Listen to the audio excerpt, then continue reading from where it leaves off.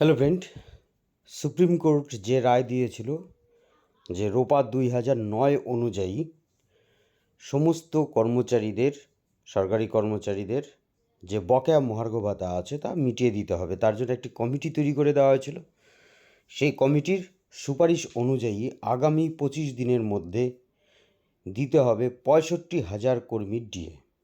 রাজ্যকে সময় বেঁধে দিল সুপ্রিম কোর্ট গঠিত কমিটি, জমা দিল রিপোর্ট। আপনারা এর মধ্যেই শুনেছেন যে সুপ্রিম কোর্টের যেটি সর্বশেষ যে শুনানি হয়েছিল সেদিন কিন্তু বলেছিল যে তাদের যে কমিটি তৈরি করে দেওয়া হয়েছিল সেই কমিটি রিপোর্ট দেবে এবং যারা মামলা করেছেন তারাও সেই রিপোর্টটি পাবেন। সেই রিপোর্টের মধ্যে আগামী 25 দিনের মধ্যে 65,000 কর্মীকে ডিএ মিটিয়ে দিতে হবে। এটি আনন্দবাজার পত্রিকার থেকে আমি নিয়েছি খবরটি, সেটি আপনাদের সামনে তুলে ধরছি। যে গত বৃহস্পতিবার সুপ্রিম কোর্টের শুনানিতেই নিজেদের বক্তব্য জানিয়েছিল মনিটরিং কমিটি। আদালতও কমিটিকে নির্দেশ দিয়েছিল তাদের বক্তব্য রিপোর্ট আকারে সব পক্ষের কাছে পৌঁছে দিতে হবে। সরকারি কর্মীদের ডিএ দেওয়ার জন্য এবার পশ্চিমবঙ্গ সরকার সময় বেঁধে দিল সুপ্রিম কোর্ট গঠিত মনিটরিং কমিটি। এবার কারা পাবেন সেই ডিএ সেটি এখানে স্পষ্ট উল্লেখ করা আছে।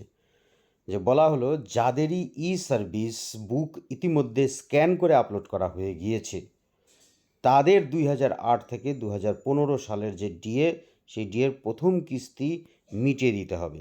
রাজ্য জানিয়েছে 64,759 জনের সার্ভিস বুক স্ক্যান করা হয়ে গিয়েছে এবং আপলোড করা হয়েছে।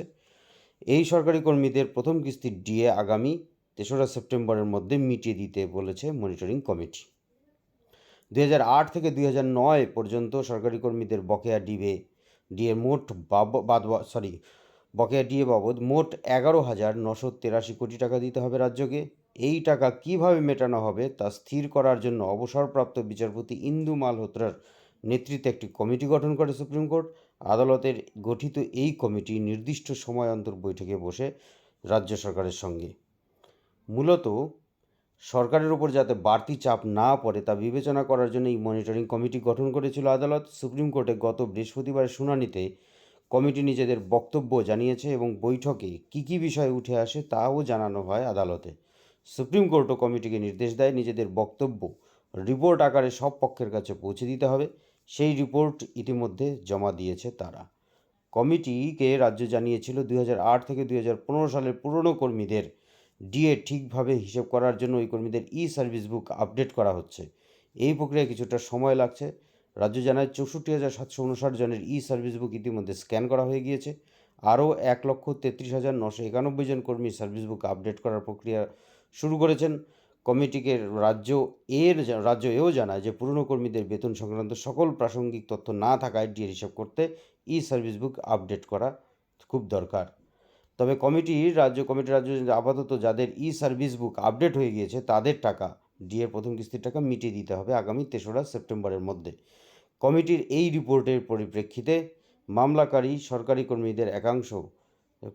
কর্মীদের একাংশের আইনজীবী ফিরদৌস শামীম বলেন, সুপ্রিম কোর্ট আগেই বলে দিয়েছে কিভাবে কত দিনের মধ্যে এই টাকা দিতে হবে।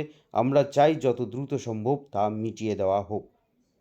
এখনও পর্যন্ত এই যে যা দেখলাম তাতে গ্র্যান্ট ইন এইডদের কথা কিন্তু একবারও এই রিপোর্টেও কিন্তু নেই। জানি না কবে হবে। ধন্যবাদ।